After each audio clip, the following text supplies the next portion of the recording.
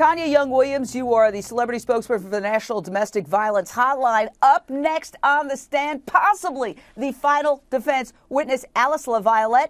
She's coming up any moment now. She is a champion for battered women who's going to testify on behalf of the defense, even though a lot of people feel Jodi Arias has made a joke out of the whole battered women's defense. What do you think of that?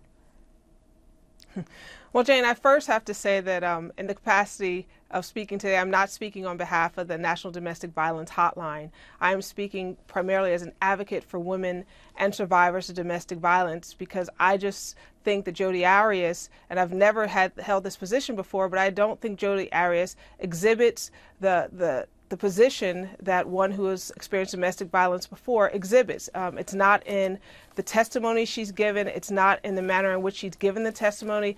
And the biggest issue for me is she hasn't been able to answer why. Why didn't she write anything down? Why didn't she go to the authorities? Why didn't she tell anyone? I mean, you don't have to do it, and very often some domestic violence victims do not, but they do have an answer as to why. Maybe they're afraid that no one will care. Maybe they have no one to tell, but she could never even answer that simple question. And that was a big red flag to me. So you're listening to domestic violence expert Alice LaViolette talking about, well, respectful relationships between men and women, arguably something that Travis and Jodi did not have. They had a kinky, kind of raunchy relationship, but does that equate to domestic violence? What's the strategy going to be? We have some insight from Tanya Young-Williams, an advocate for victims of domestic violence. Give us your insight into how the defense is going to use this particular witness.